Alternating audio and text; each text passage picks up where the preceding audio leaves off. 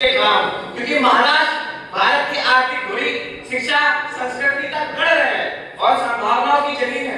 पर क्या हमने इस धरती को सही से उपयोग में लाया है? क्योंकि महोदय, अगर सेंसस ऑफ इंडिया रिपोर्ट की बात देखें तो इसके अनुसार भारत में साक्षरता दर लगभग 82 से 83% है, जो कि देश के अधिकांश राज्यों से काफी बेहतर है। हालांकि सच्चा बदलाव सिर्फ आंकड़ों में नहीं होता, उसका गुणवत्तापूर्वक आधुनिक और समावेशी शिक्षा में भी होता है। कितने गांव, कितनी पृष्ठभूमियों में बच्चे इसलिए ड्रॉप आउट आज भी हो रहे हैं क्योंकि वहां पे, जैसा कि विपक्ष ने भी बोला, सड़क की कनेक्टिविटी नहीं।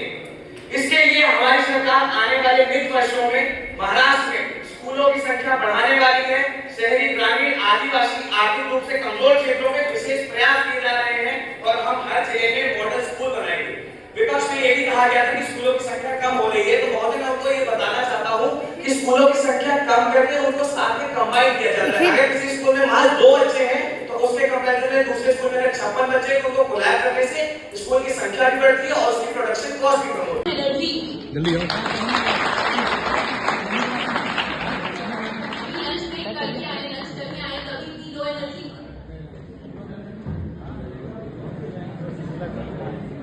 Next, Mohammed Umair.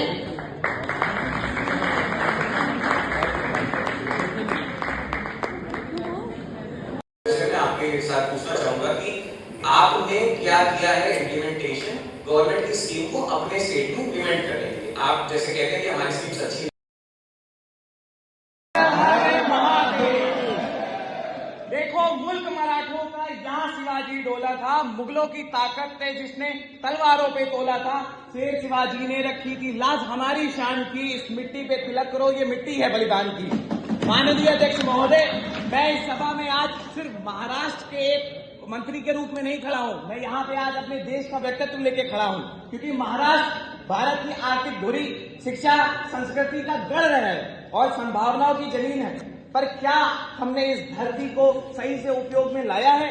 क्योंकि महोदय, अगर सेंसस ऑफ इंडिया रिपोर्ट की बात देखें तो इसके अनुसार भारत में साक्षरता दर लगभग 82 से 83% है, जो कि देश के अधिकांश राज्यों से काफी बेहतर है।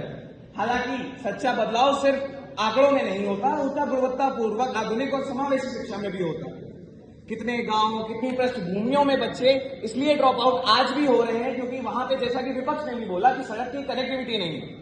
इसके लिए हमारी सरकार आने वाले वित्त वर्षों में महाराष्ट्र में स्कूलों की संख्या बढ़ाने वाली है। शहरी, ग्रामीण, आदिवासी, आर्थिक रूप से कमजोर क्षेत्रों में विशेष प्रयास किए जा रहे हैं और हम हर जिले में मॉडल स्कूल बनाएंगे। विपक्ष में यह भी कहा गया था कि स्कूलों की संख्या कम हो रही है, तो महोदय मैं उनको ये बताना चाहता हूं कि स्कूलों की संख्या कम करके उनको साथ में कंबाइन किया जाता है। अगर किसी स्कूल में महज 2 बच्चे हैं तो उसके कंपैरिजन में दूसरे स्कूल में अगर 56 बच्चे हैं तो उनको कोलैब करने से स्कूल की संख्या भी बढ़ती है और उसकी प्रोडक्शन कॉस्ट भी कम होती है। दूसरी चीज, इसके लिए हमारी सरकार आगे भी काम कर रही है ताकि मुंबई की गलियों में महल और मराठवाड़ा के गांव में कोई अंतर ना रह जाए। पर महोदय, सिर्फ शिक्षा ही काफी नहीं है, विकास का मतलब स्वच्छ हवा भी है और यहाँ पे प्रदूषण की तो बहुत बात हो रही है।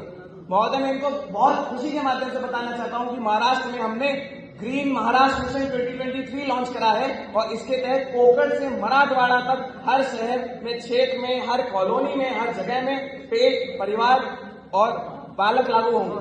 औद्योगिक इकाइयों की मॉनिटरिंग होगी, पेयजल स्वच्छता बनेगी और इसी के साथ हम सभी को बताना चाहूंगा कि प्रकृति के साथ हमारी ऊर्जा प्रणाली भी बेहतर हो रही है।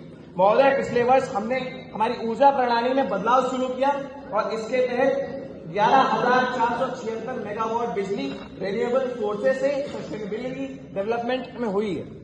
आज मैं एक और बहुत संवेदनशील मुद्दा लेके आऊंगा।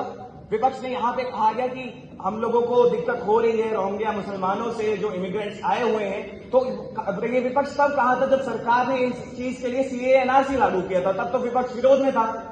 आज के समय में जब सरकार एसआईआर ला रही है ताकि इन्हीं रोहिंग्या लोगों की या फिर जो भी इलीगल इमिग्रेंट्स भारत में रह रहे हैं उसकी एसआईआर मॉनिटरिंग हो और उन्हें वापस से ले जाया जाए, तब भी विपक्ष विरोध कर रहा है। तो विपक्ष तो हिपोक्रेट है ही। दूसरी चीज, अगर हम आगे एसआईआर के ऊपर बात करें तो महोदय, आज हमारी सरकार घर घर में सत्यापन ला रही है और बीते वर्ष 2019 और 24 के बीच महाराष्ट्र में लगभग 12 से 14 लाख मिसिंग एंट्रीज थी और उनका नाम वापस से वोटर लिस्ट में लागू किया गया है। तो क्या ये एसआईआर अगर नित नहीं होता तो ये तो एंट्रीज रह जाती, लेकिन विपक्ष तो बस कहेगा कि एसआईआर पक्ष इसलिए कर रहा है ताकि नए नाम लागू हो जाए। महोदय, मैं विपक्ष के कामों की लिस्ट भी लाया हूं जो इन्होंने पिछले सरकारों में करे थे।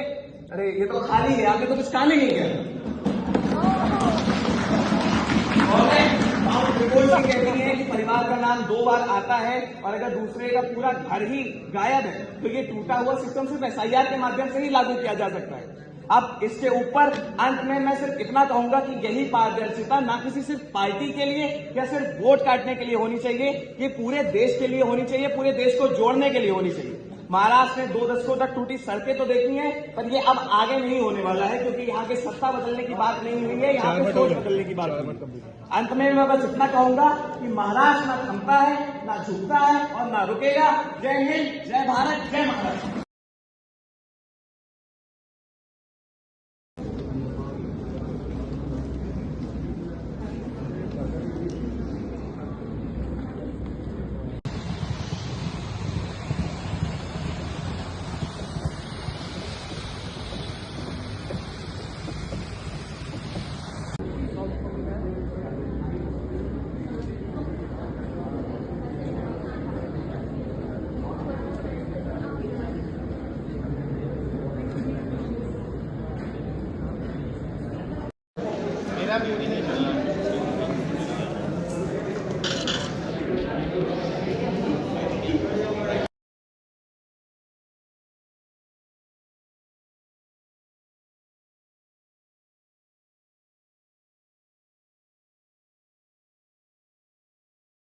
गाइस हम लोग विजिट में यहाँ मंदिर आए थे, पंडित जी टीका लगा रहे हैं।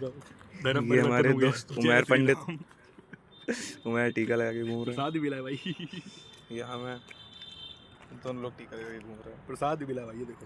जय जय श्री राम। सेक्युलर